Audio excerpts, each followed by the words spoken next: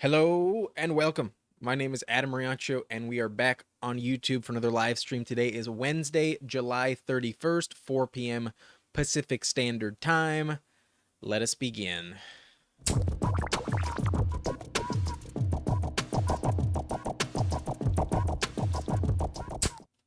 All right, here we are on Underdog, and we've tried to do this a few times in the past, and due to the nature of this tournament just not filling quickly enough, we hope that today is different. The marathon offers a good return on investment. As of today, there are 27,000 entries, and because of the nature of this cumulative scoring tournament, that means 23,000 out of 27,000 will be getting a double return on the buy-in, and that is basically like an 80% chance of making money at the moment. It will be higher by the time the season kicks off, but I don't think this tournament will fill. Let's try to get in right now. But there are 9 spots. The last times that we've done this twice. We've been in the same situation. I've waited here for like 3, 4, almost 5 minutes, and things don't change. Down to 8 spots. But as always, if this takes forever, I will not keep you waiting too long. But again, just to illustrate my point, this tournament not filling very quickly, and you can double your money if you finish in the top 80% of entries as of today. $15 buy-in, $30 is what you get back if you finish in the top 23,000. And at the moment, there are less than 30K in the tourney. But Albie, good to see you, man. New sub here, and I'm in there with you. I hope it fills, pal. I sure hope we do get this thing done. If I do dip out, I will let you know. But there's 7 spots now. It might not be too long of a wait, but I just don't want to sit here on the live stream for like 10 plus minutes and still not have to have this thing filled. So in the meantime, I'm going to head over to Pro Football Reference. We'll play an Immaculate Grid.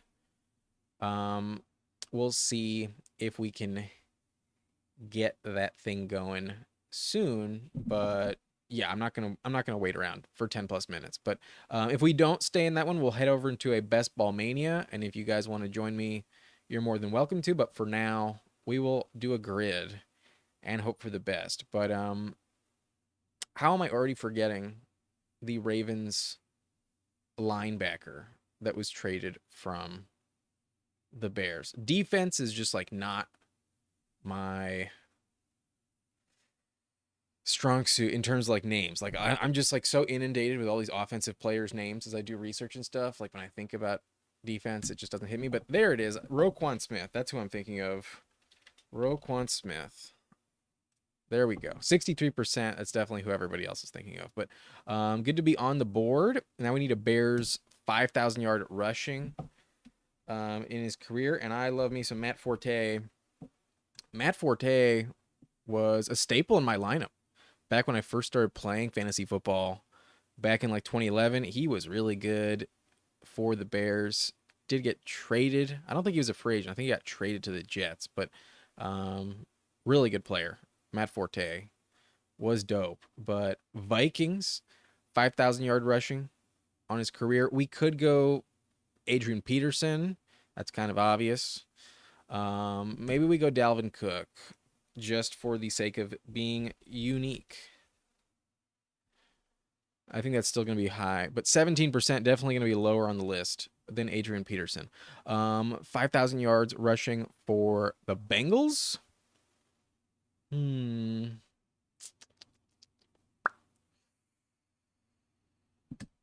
Should I go Cedric Benson or Joe Mixon? I'm going to go Cedric Benson.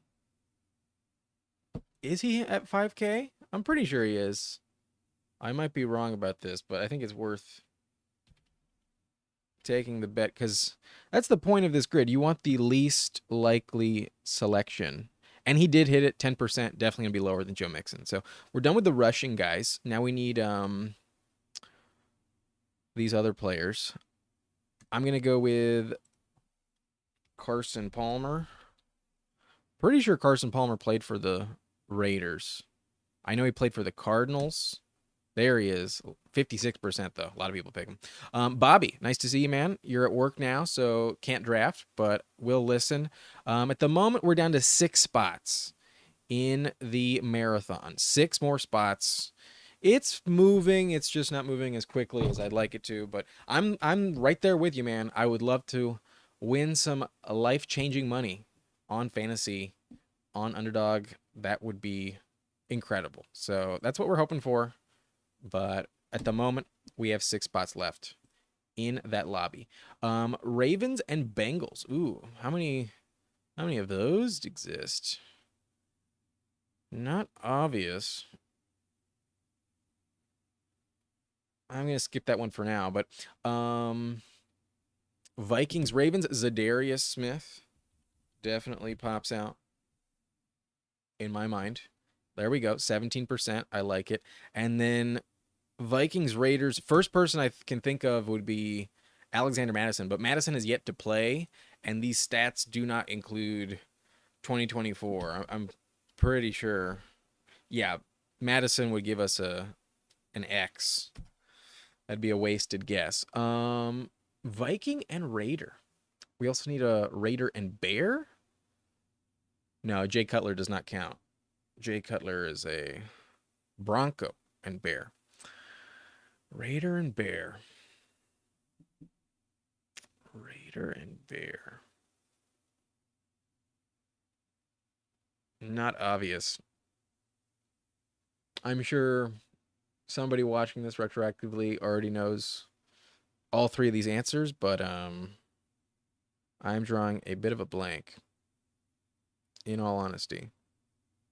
There's no, like, obvious quarterbacks I can think of. Raider and Bear. Dang.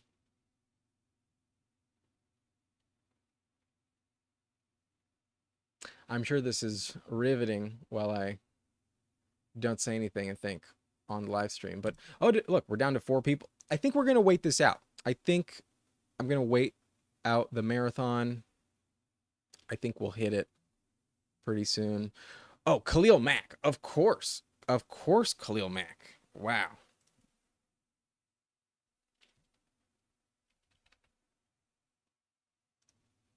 Of course. Thank you, Albie. Now we need a Raider and Viking. I just think of Khalil as the Charger a lot of the time. And I kind of skip over his Raiders tenure in my mind sometimes. But that does go back quite a ways. Randy Moss, of course. Jesus. Yeah. You're making some good pulls here. Some more obvious players. Given how you want some more unique numbers, these aren't like maybe the best picks for the sake of it, but I'd rather get it right than not have anyone at all. So I appreciate you, Albie. Raven and Bengal. I feel like there's got to be some overlap there because, like, in division, a lot of teams like try and pluck away guys from other teams in division, and you're telling me Sam Adams for the win. I'm going to trust you, man. You give me 2 names. I am drawn.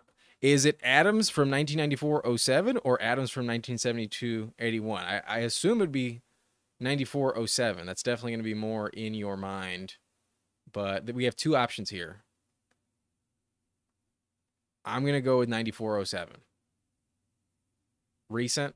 You're saying more recent? Let's do it. And you got it. Okay. Thank you very much, Albie. New to the channel, coming in clutch.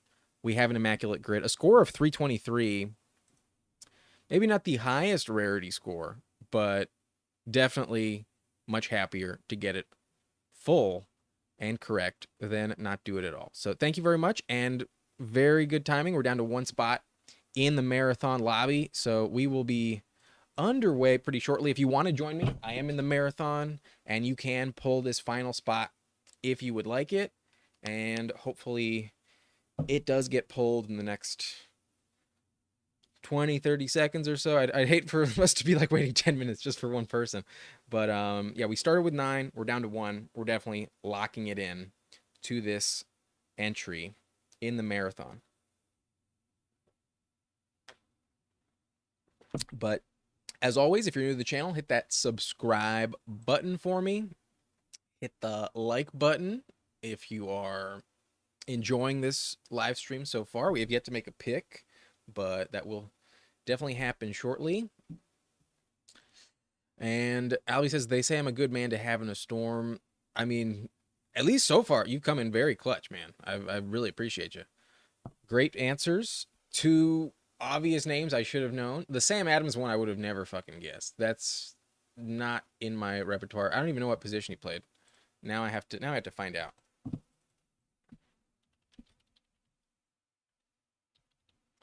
NFL. Sam Adams. Let's take a look at his Pro Football Reference page. Defensive tackle, defensive end, 6'3", 350. And he played 206 games, 44 sacks, 308 solo tackles, 5 forced fumbles.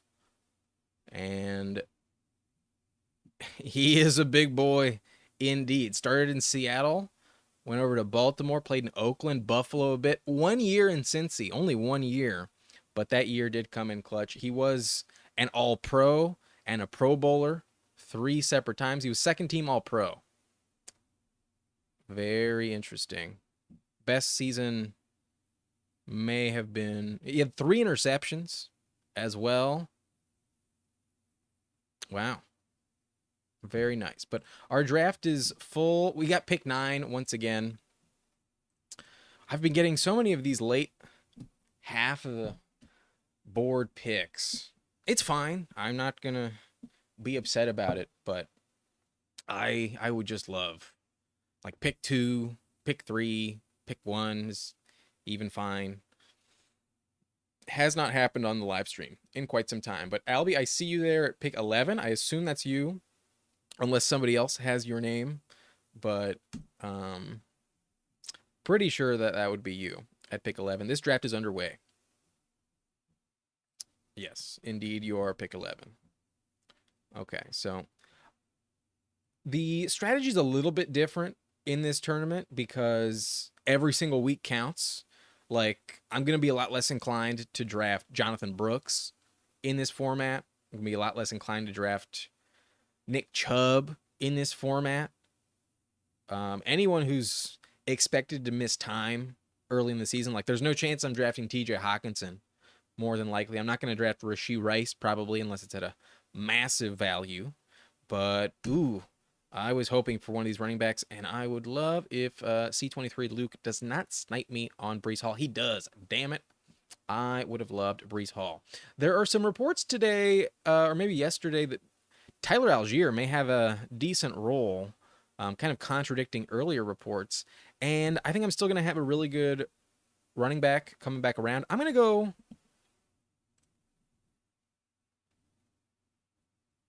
with Puka. I will just trust in my rankings. I do have Puka 1 spot above Garrett Wilson. I'll take him at pick 9. I will pass on Bijan. And I think I'll still get a guy like Jonathan Taylor at RB coming back around if that's the way I want to go. But I'm perfectly fine with Puka here. And it's good to grab some wide receivers before they dry up. I do think I want like elite talent at every position, and there's definitely a big drop-off at receiver following the first round. So we'll go Puka. Maybe Cooper Kupp gets hurt, but no matter what, he should be locked in to the number 1 role in that offense. I'm happy with Mr. Nacua on this roster. I would have preferred Breece Hall. I wanted Breece Hall, I'll be honest with you. He's on the thumbnail. I would love it for this roster, and I think there's a legitimate shot that Breece Hall finishes as the RB1 this season. McCaffrey's 28. There's the Madden curse looming.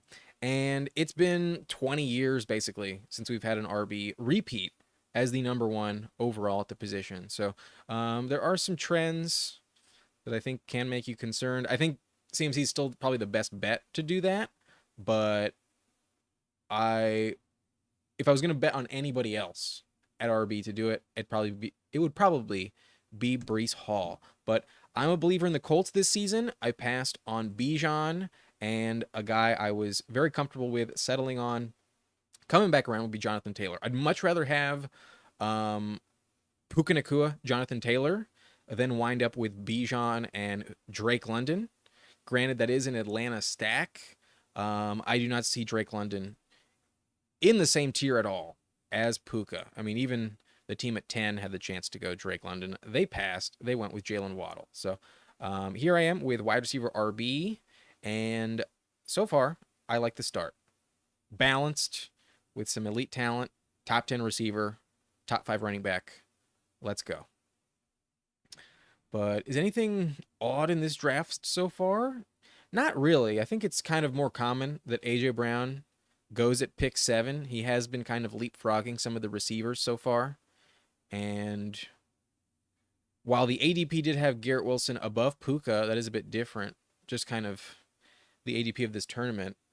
I prefer Puka. But Bijan falling to 10, a little bit odd. But otherwise, Nico Collins and Jalen Waddle at the top before a Drake London, Chris Olave selection is a bit unique. But I think justified. For the sake of best ball, for the sake of spike weeks, I get it. I do have Nico Collins ranked above every other receiver other than Ayuk. He's my wide receiver 10 this season.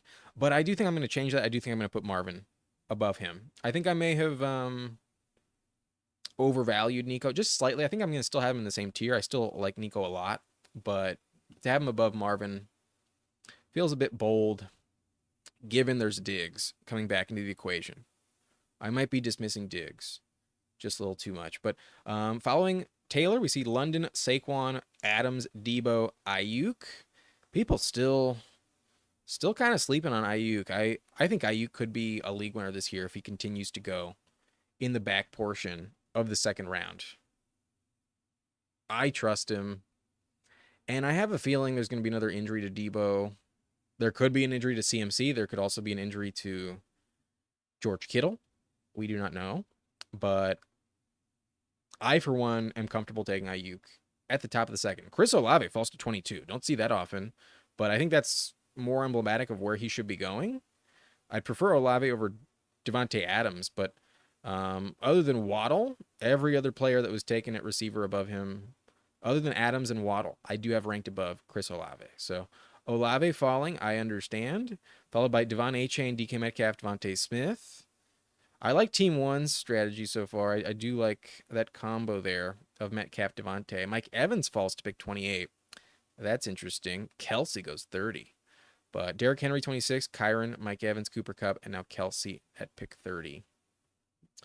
Early pick on Travis Kelsey. DJ Moore with a big contract. Probably feel a little better about him.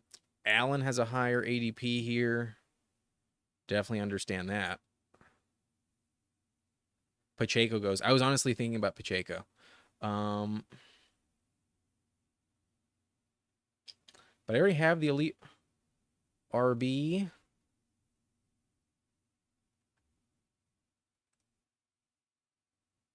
Let's grab the elite QB. Let's go Josh Allen. Never going to regret it. Never going to be upset with Josh Allen. It's cumulative scoring. Let's take the most likely bet to finish as the number 1 quarterback. And technically, I get him past ADP. He is juiced up a little bit in this format. But normally, in like BBM, Best Ball Mania, or other tournaments, he usually goes around 4. But I don't care. I'm very, very comfortable with Josh Allen here at pick 33. This gives me a ton of flexibility later on where I don't have to grab another quarterback for a very long time. Like, Allen is constantly a viable quarterback. Like, it's rare that he doesn't finish as a top 7 option on a given week. So, barring just some massive setback this year, I'll probably just stick with him. And I could wait until the very end to grab another quarterback if I wanted to. Not a bad strategy. Diggs goes,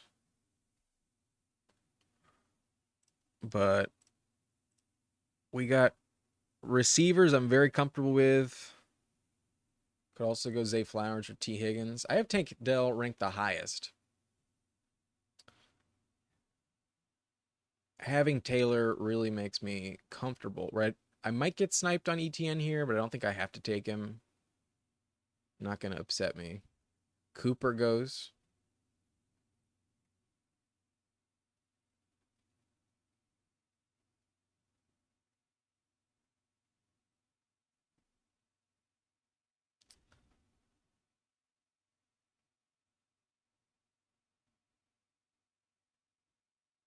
Mixon goes. That's interesting. Bit of a massive reach on Mixon there.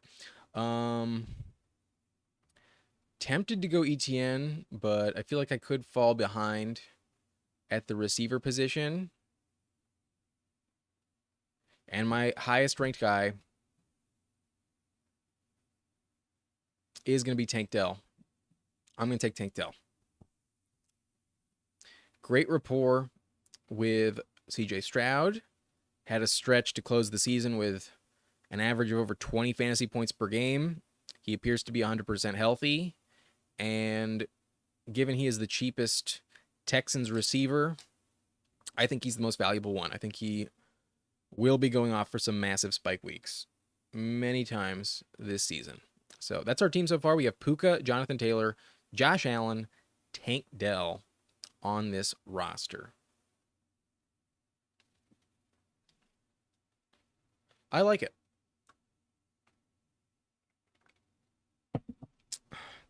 Almost went Tank Dell at pick 33, so ecstatic to get him to fall back to me at 40. And we get the elite quarterback.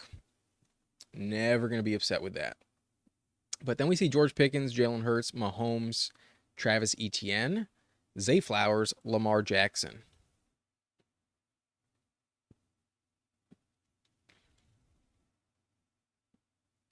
So far, there's a lot of teams that have implemented the 2 wide receiver combo through these first 4 rounds, and I do think it's wise to stay a bit balanced in this scoring setting.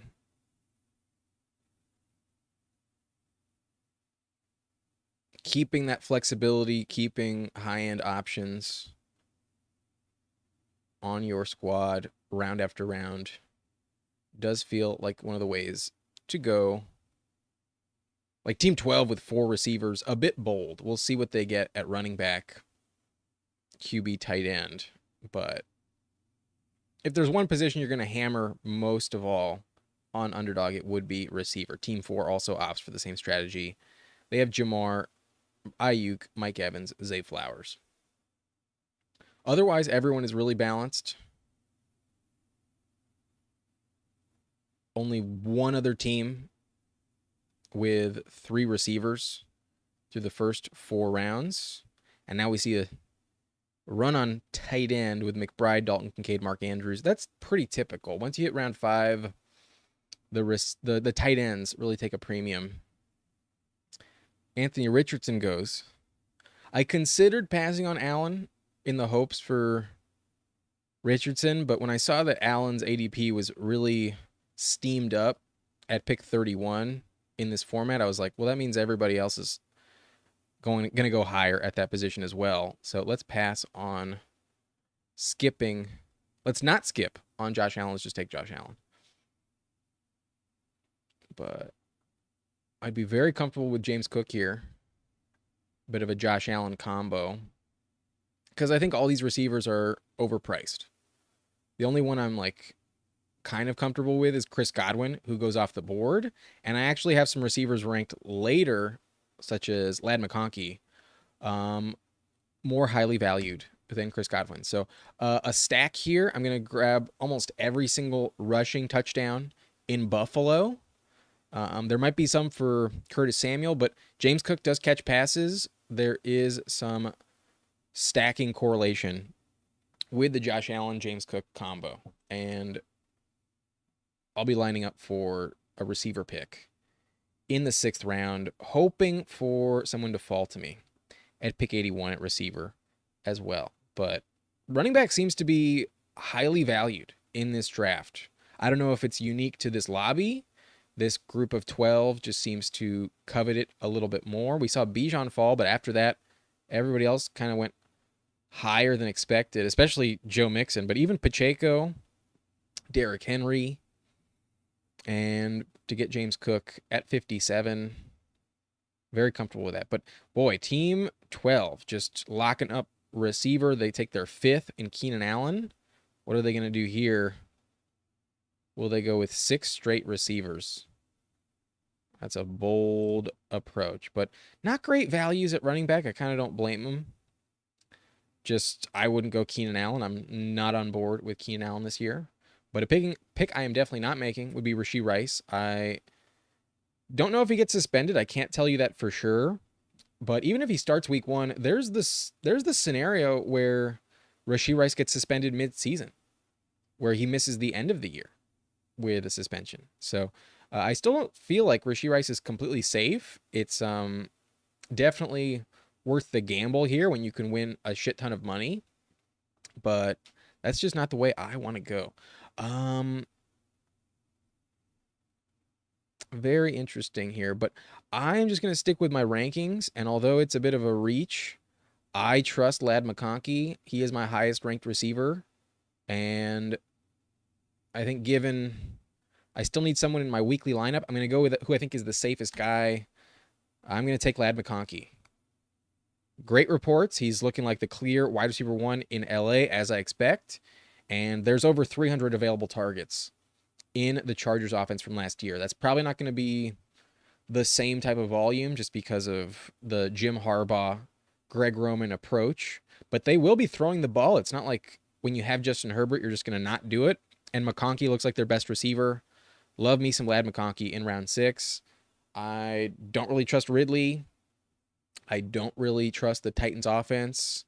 While I do like the upside for Jaden Reed, I kind of want a bit of a safer floor, and I prefer Ladd McConkey, in all honesty. But am I drinking coffee? No, I am not. I just have some water on ice, and I am using a mug to drink it. I'm actually not really a coffee drinker.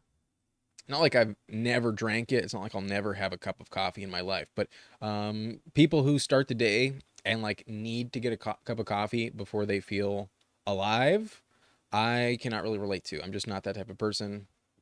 I don't need it. I'm more of a smoothie drinker, in all honesty. Like, I'll buy a lot of fruit. I got a blender.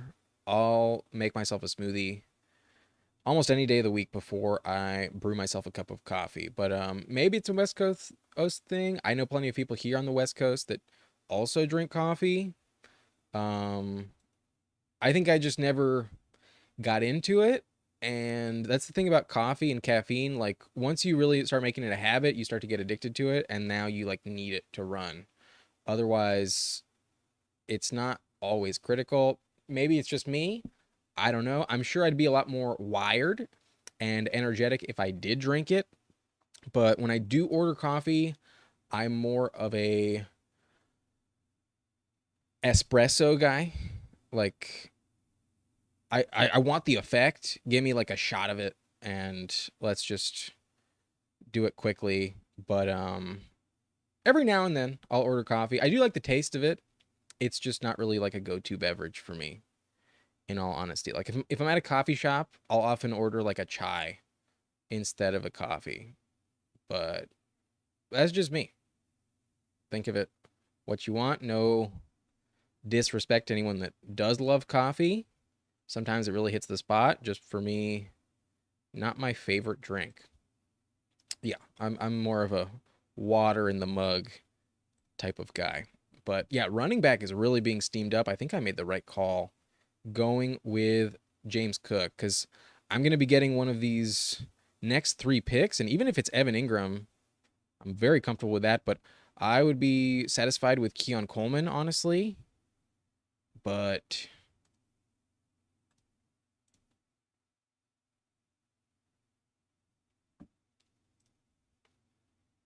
There's two teams behind me that don't have receiver.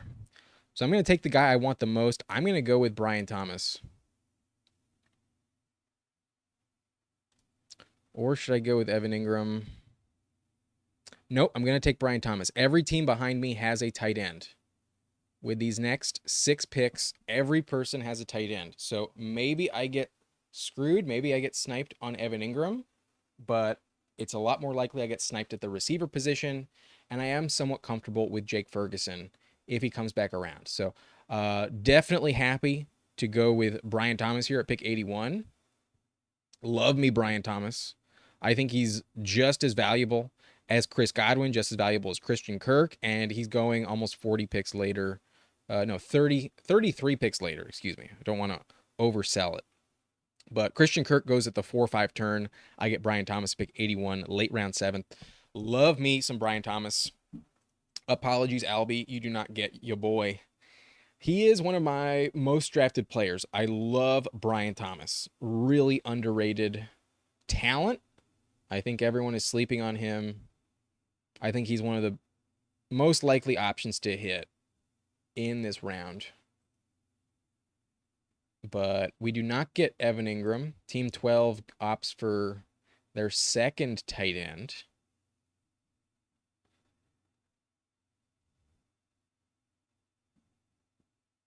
And while I am considering a running back here, I feel really good about who I already have as well. And I'm of the belief that you really cannot replicate the tight end values later on once Jake Ferguson does go off. So while I would prefer Evan Engram, I do rank Evan Engram higher. I'm going to go with Jake Ferguson. And again, speaking to this balanced approach, now I have a starter for every position. We have all 3 receivers. We have all 2 running backs, my starting QB, my starting tight end, and my starting flex. The roster's filled out. The rest of the way is the bench. So, loving this team so far. Happy to reach on McConkey and loving the value of Brian Thomas at 81. Technically, I reached on him, I think. Yeah, his ADP was 84. I took him 3 spots higher, but I don't care. He's the most talented one, in my view, that was on the board. And there's a ton of volume headed his way with all of the open targets in that Jags offense. As long as Gabe Davis doesn't just like come out of nowhere and really screw me over with my Brian Thomas investment, I've taken a ton of Thomas this year, and I'm ecstatic about it. Super excited. He's so fucking talented. Like, if Xavier Worthy didn't break the record with that 4.21, Brian Thomas would have probably had so much more hype. His best comp is Christian Watson. He's an athletic freak. He ran a 4.33 at 209 pounds, 6'3". Worthy weighs 165, like literally 44 pounds heavier, and was the next fastest guy at the receiver position this year. 99th percentile speed score. That's weight adjusted. 98th, just straight up 40-yard dash. His catch radius also 98th percentile. Like, this guy's phenomenal. He had 17 touchdowns last year at LSU. And you can argue he has a better quarterback this year. Granted, it is the NFL. It's going to be tougher competition, tougher corners. But, wow. Quarterback is pricey in this format. I'm so happy I have Josh Allen. Like, to have to take Purdy at 95, well, I do love Purdy this season. He's my most drafted QB. I've gotten Purdy several times at pick 129, pick 130. Sometimes he falls all the way to late round 11. And he's probably justified here late round 8. But, like, boy, that is a steep price tag on Purdy by comparison. But we'll see about running back. Would love me some Josh Palmer. That would be fucking dope. But not going to take Jonathan Brooks. I am in consideration for a Brian Robinson selection, if available. Not too in love with Devin Singletary. That's a floor play if I've ever seen one. Javonte, kind of scary. The two guys I would want the most would be Palmer and B-Rob. We will see what happens. But Sutton goes. It's not great for us. It makes that Palmer selection less likely. Chubb goes at 102. Whoa. I don't get that at all. Damn it. Palmer gets taken. Really wanted Josh Palmer.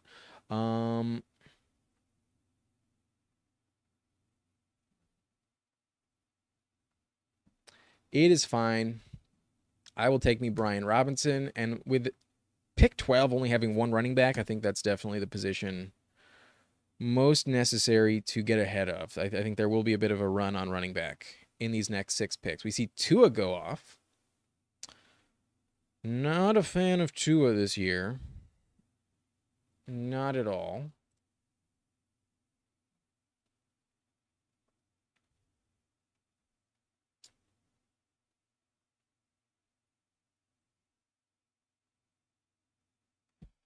I could go Khalil Shakir for the sake of the stack, but he's kind of scary. Kind of scares me. Dobbs apparently looking good in camp. Really good rapport with Jordan Love.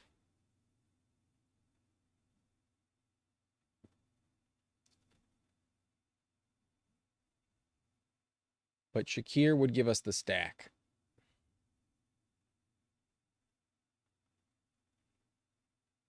If I am drafting Bills receivers this year, I definitely want Kincaid, obviously, at the top. But I do prefer Curtis Samuel and Keon Coleman a lot more than Shakir. Shakir worries me a little bit. I think I'd rather go with Dobbs or Brandon Cooks, even Dontavian Wicks. Not Eckler, Dontavian Wicks over Khalil Shakir. But Dobbs gets taken.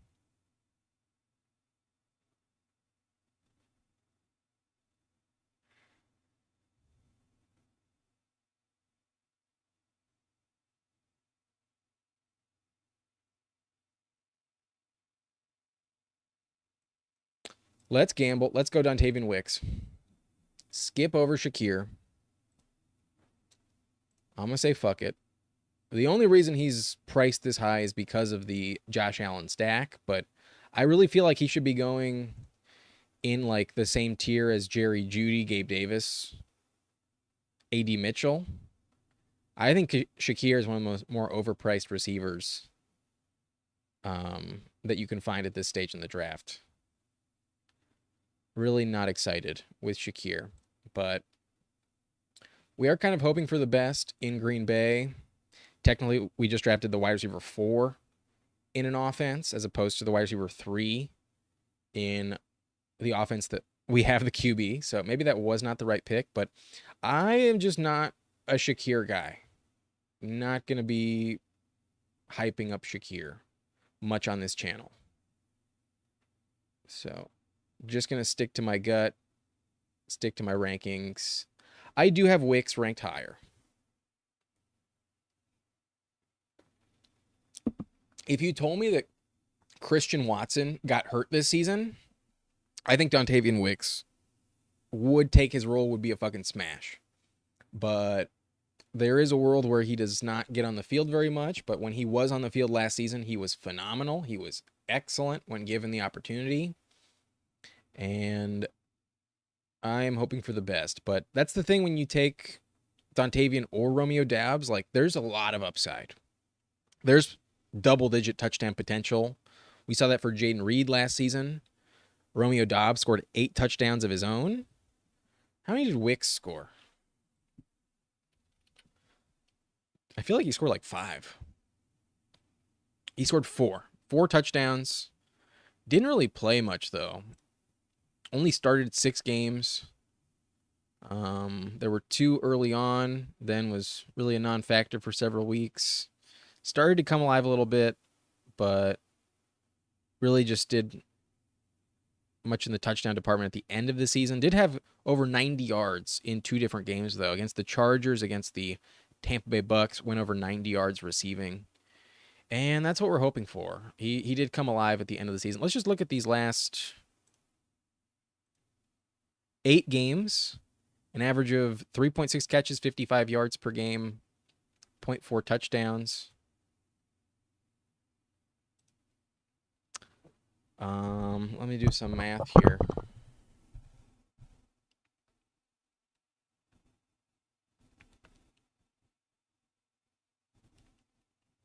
Averaged 9.7 points per game in these last 8 of the season. Granted, Christian Watson was hurt, but I do think he deserves a bigger role next year. I do think that would be very wise for them to do. But we're coming up soon. I do love me some Jerome Ford here.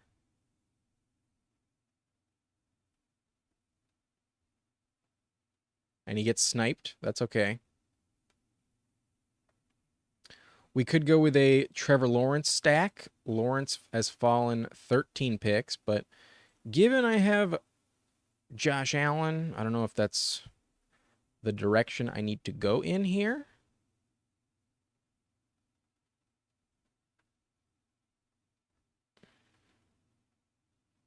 Trey Benson gets taken.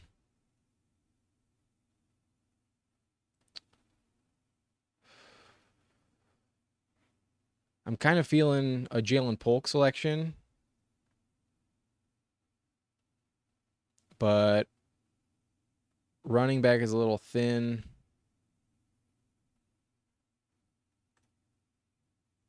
Nah. I'm going to stick with Jalen Polk. I think there's a chance I get running back to fall. Guys I view in the same tier. Meanwhile, I think Polk is by far and away the best value, definitely the safest pick here. I do reach on him 11 picks, but I don't give a shit.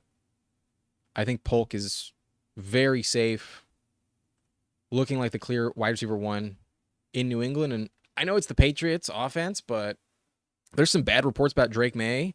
And Jacoby Brissett is a very serviceable quarterback. I know he's not like amazing, but he played for this offensive coordinator 2 years ago in Cleveland, and he made Amari Cooper pretty viable. He was keeping them somewhat afloat when he was the quarterback for the Browns, and I do think he will keep Jalen Polk afloat. There's also some hype around Javon Baker in practice, as well as potential for Pop Douglas. Like, I don't think their offense is going to be atrocious, but it's just a question of, can these rookies actually do anything? That's the big factor. Polk is by far and away the most talented. I love Jalen Polk. I will take him here. In the 11th round, my 6th receiver, my 3rd rookie, hoping for the best, but definitely not taking tight end. I will not be grabbing Cole Kmet. And he gets sniped. I don't give a shit about that. And it worked out. I have all 3 running backs available to me. It's just a question of, do I want the handcuff in Blake Corum, Zach Charbonnet, or do I go with the guy who could be the starter, could be a very valuable piece in Dallas? I might go Rico Dowdle. Just because you need injuries to Corum and Charbonnet. I think there's going to be more weeks that are viable for Dowdle. And while the upside might be a little bit higher for Corum and Charbonnet, you might only get like 2-3 games where they're like actually the starter, and the rest of the weeks you might barely get like 4 points from them. Whereas I think cumulatively speaking, from weeks 1 through 17, I'm going to get more production from Rico Dowdle overall. There's a shot that Zeke is the backup. He is old as fuck. He has over 2,400 touches to his name. Dowdle is by far more explosive. And if we rewind 2 years ago in this same offense, when Zeke split it with Pollard, Pollard was the better play for fantasy, even though he was technically the RB2. So Zeke is even older. Zeke is not a safe bet. And while I do prefer him straight up, I do have Zeke higher in the rankings. I'm not going to lie to you. In terms of upside and floor, I think Dowdle's a better combo than Corum and Charbonnet. So this is the squad so far. We have Josh Allen at QB, Jonathan Taylor, James Cook, Brian Robinson, Rico Dowdle. Elite potential with Taylor, high floor with top 10 upside any given week for James Cook. Massive touchdown potential for Brian Robinson in a Cliff Kingsbury offense. That's what's happened in the past. Rico Dowdle could also offer similar value if he is indeed the guy. In Dallas, high upside with this 4, but also decent floors as well. At receiver, I got Puka Nacua, Tank Dell, Ladd McConkey, Brian Thomas, Dontavian Wicks, Jalen Polk. A little bit risky with the youth on this roster, but like injuries probably not going to be a big factor. As long as Tank Dell stays healthy, everybody else is like in year 2 at worst. Like, yeah, nobody's in year 3. Got a ton of youth on this in this receiving core. Jake Ferguson's my tight end. Love the floor for him. But what are your big hits and misses on your exposures for CLV? Cleveland. In Cleveland, the guys I'm drafting would be Jerome Ford at a massive rate, over 20% Jerome Ford this season. I'm also drafting Amari Cooper above 8%. Like 8% is the threshold, like baseline. I've got plus exposure on Amari Cooper. I think I also have plus exposure on David Njoku. But I'm extremely low on Deshaun Watson and Jerry Jeudy. I'm taking almost no Deshaun Watson or Jeudy at all. I think that offense can produce regardless of who the quarterback is. I think even if Deshaun gets hurt and they pivot to Jameis Winston, you're going to see good value for the staples in that lineup in terms of Cooper and Njoku. But I really worry about Jeudy. This is not a team that like throws it to a lot of receivers. Like, it's very rare that we see 2 receivers play well, and the second receiver in this offense is Njoku, not Jeudy. Like, I think they even pay Njoku more than Jerry Jeudy. They both have like a $13 million per season contract. So I'm really off of Jeudy and Deshaun this season. Deshaun with that fully guaranteed contract, like, I think that's why he didn't come back to the offense when he got hurt. But you asked, no, closing line value. Apologies, not Cleveland. Can you explain what closing line value is? I can't say I know exactly what you're asking me. I feel like once you explain it, it might pop into my head and it's really obvious. But in all honesty, off the dome, I do not know what closing line value means.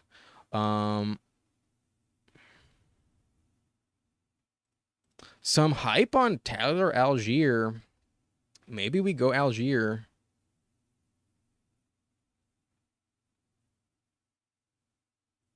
Because I don't love receiver here. Not at all. Yeah, I'm going to go Tyler Algier.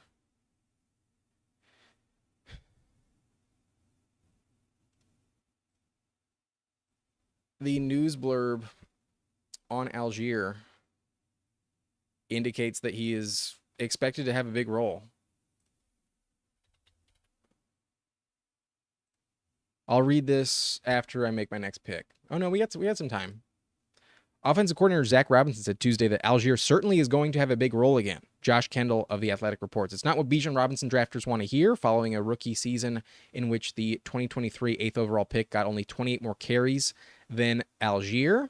Algier wasn't as efficient last season, dropping from 4.9 yards per carry 2 years ago to 3.7 last year, but it sounds like the new coaching staff in Atlanta nonetheless views him as a big part of their plan on offense. While the workload figures to shift more in Robinson's favor this year, it might not be quite to the extent people are hoping for when they use a first-round fantasy pick on the 22-year-old. Not great news for Bijan at the moment. So, worth taking a shot. Also, might be worth passing on Kimani Vidal, not getting first-team work at the moment. J.K. Dobbins and Gus Edwards are running above him. But we are invested in Jalen Polk. And I could talk myself into Hunter Henry. Scored 6 touchdowns last year. Is very talented. And receiver doesn't really speak to me. I'm not in love with receiver. So I'm going to go Hunter Henry get another tight end. We only have Ferguson. I think that's a good combo. Ferguson and Hunter Henry. But Benjamin says, what ADP will close at for players versus what your ADP of that player is? For instance, my ADP of Kendre Miller will be negative closing value. Okay.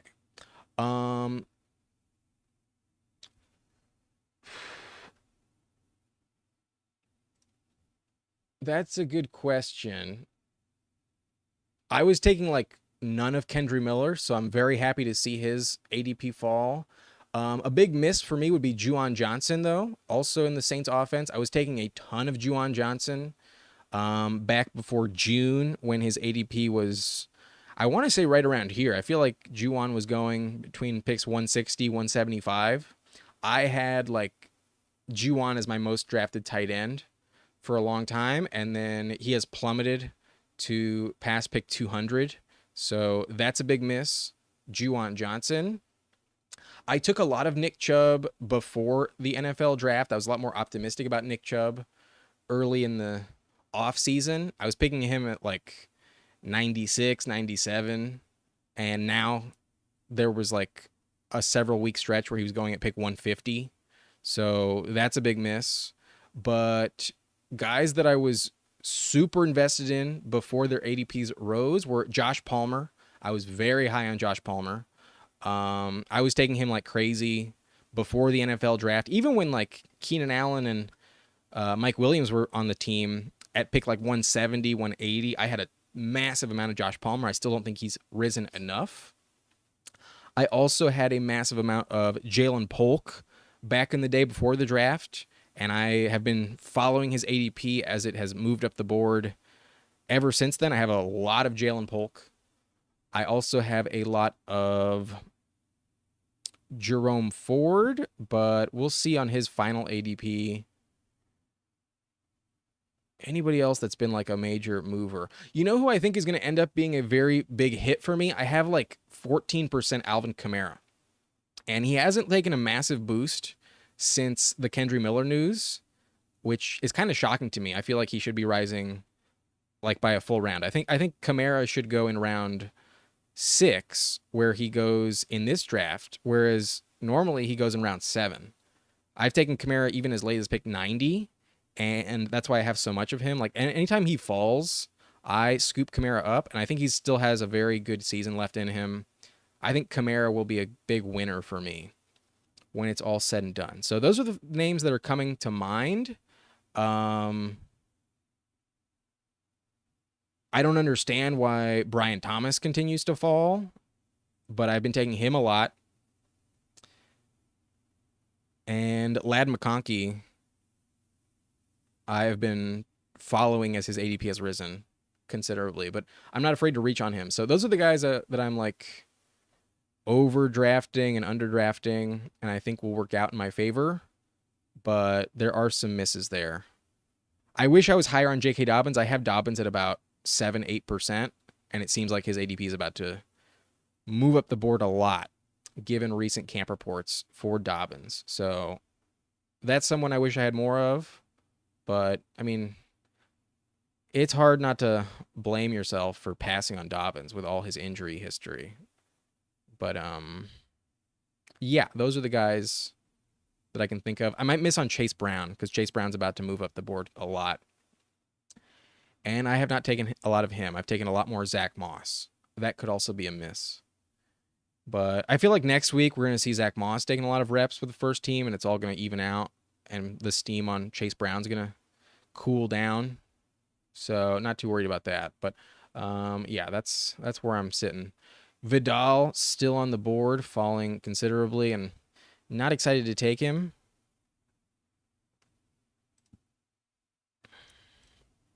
What's the deal with QBs here? I think I'm going to take Daniel Jones because I need another quarterback. And he does have that rushing upside. I'll go Daniel Jones. No one to stack him with, but that's fine. He should be fine this year with Neighbors vying for his job. And I need a backup quarterback. They are kind of really drying up at the position. So we'll go Daniel Jones. I've got 5 running backs, 6 receivers, 2 QBs, 2 tight ends, 16, 17. I have 3 more picks left to make. Definitely want another receiver. I'll probably go DJ Chark.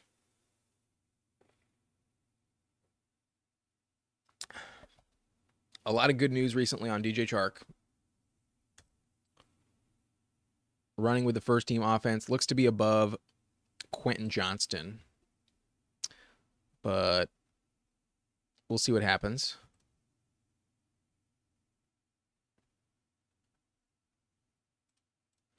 I would be very happy about that Chase Brown investment as well. I mean, it could not work out. I mean, it could just be like early training camp, doesn't matter, you know, but at the moment, I do wish I had a bit more Chase Brown and a little bit less of Zach Moss. So good for you, man. Good for you. But yeah, I'm happy about the Polk and Palmer investments. Palmer, I think, could win me a lot of money. But here we are once again on the clock. And I will be taking DJ Chark. So this is the squad. As of now, we have Josh Allen, Daniel Jones, Jonathan Taylor, James Cook, Brian Robinson, Rico Dowdle, and Tyler Algier. Might be able to call it done with this set of running backs. I might want a 6th, but I only have 2 more picks. I think it's more valuable I have another QB potentially. Maybe not. No, I think I'm just going to trust Josh Allen. But I definitely need one more receiver. And I might want another tight end as well. There's some interesting late round tight ends. I think Dulcich is very interesting. I think Dawson Knox is also very interesting. There's reports there's going to be a lot of 2 tight end sets this year in Buffalo. And we have Josh Allen for the stack. It's not a crazy pick. I also think Colby Parkinson is very interesting. Jelani Woods as well. And that's about it. If I knew who the starting tight end in the Chargers offense was, I'd probably recommend one of them. But I think it's just going to be a massive committee. I don't think you really want any of them. I was interested in Hurst for a while, but it could be Parham, the guy who scores the touchdowns. And maybe Will Dissly has too many snaps that neither of them are viable. But yeah, we'll see. But I feel good about my receiver room with Puka, Tank Dell, Lad McConkey, Brian Thomas, Dontavian Wicks, Jalen Polk, DJ Chark. I want one more, though. Definitely want one more receiver. And there is some hype on Javon Baker. Strong start to training camp. Let's read this real quick. Baker and fellow rookie Jalen Polk have made their mark through the Patriots' first 6 training camp practices, with Kendrick Bourne recovering from a knee injury that could limit him early on in this season, and Devontae Parker no longer in the mix. Targets are up for grabs in New England's wide receiver core, and who the team took in the Baker, who the team took in the 4th round of the draft, has made some highlight reel plays in camp per Lazar, and the UCF product has a chance to contribute as a rookie if he can parlay his big play potential into a steady role early on. Such an outcome appears plausible with slotting in a receiver core that will continue to feature Demario Douglas, and that includes KJ Osborne, Juju, Jalen Reagor, and Tyquan Thornton, still to be determined. So, might go Javon Baker. Could also go Tyler Boyd. Nope, not Luke McCaffrey. Tyler Boyd. Also like Darius Slayton this late. He's interesting. Other than that, I think it's really a gamble. Not too many guys I'm like ecstatic about. But we have Jalen Polk. Maybe it's not the wisest investment. Another Patriot? Maybe not. What about running backs here? Boyd goes, so never mind.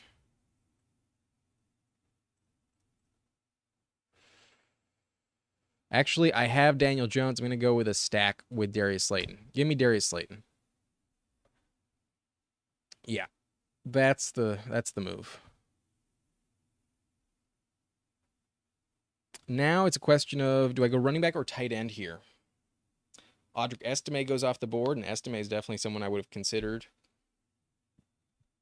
But there's all these tight ends, and there's some really good reports regarding Greg Dulcich lately. Greg Dulcich is expected to begin practicing this week Okay, this is 8 days ago, but he has been playing well, according to reports.